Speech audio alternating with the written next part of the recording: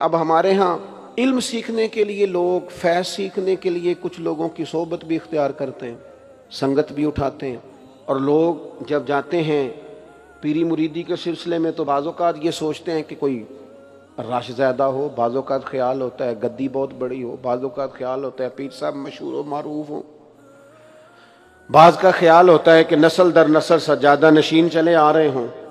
مختلف قسم کے لوگ لوگوں کے پاس جا کے بیٹھتے ہیں۔ داتا صاحب ہماری رہنمائی کرتے ہیں 1000 سال پہلے، اور ہمیں ایک نسخہ بتاتے ہیں۔ آپ فرماتے ہیں یاد رکھنا 3 قسم کے لوگوں کی صحبت سے اجتناب کرنا۔ اپنا ذہن بنا لینا کہ ہر جگہ وقت گزر سکتا ہے پر ان لوگوں کے ساتھ وقت نہیں گزر سکتا۔ حضور کون سے؟ فرمایا ایک تو غافل اور بے عمل علماء۔ ڈگری بہت بڑی ہے، نام بہت بڑا ہے، لیکن عمل کمزور ہے، ان سے اجتناب۔ میرے اسلاف فرمایا کرتے تھے بندہ زیادہ پڑھا لکھا ہو اور پھر بے عمل ہو تو اس سے مکمل بچو۔ بہت پڑھا لکھا ہے لیکن بے عمل ہے، بچو۔ کیوں؟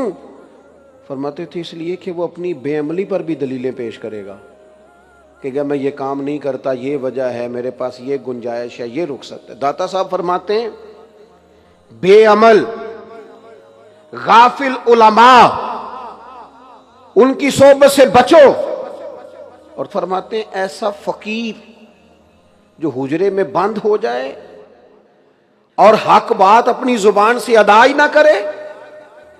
وہ کہ جی میں درویش ہوتا ہوں، میں تو نہیں بول سکتا، حکومت ناراض ہو جائے گی، فلانا ناراض ہو جائے گا، اقتدار والے ناراض ہو جائیں گے، میں نہیں کوئی ایسی بات کر سکتا۔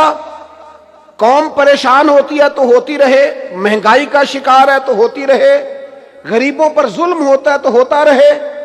جو فقیر اس طرح کا ہے جو فاقہ مست ہو گیا ہے، جھوٹ کو جھوٹ نہیں کہتا، ظالم کو ظالم نہیں کہتا، فرمایا ایسے فقیر کی صحبت سے بچو۔ اور تیسرے نمبر پر داتا صاحب فرماتے ہیں جو جاہل صوفی ہے نا، بانج علموں جو کرے فقیری، وہ کافر مرے دیوانہ ہو۔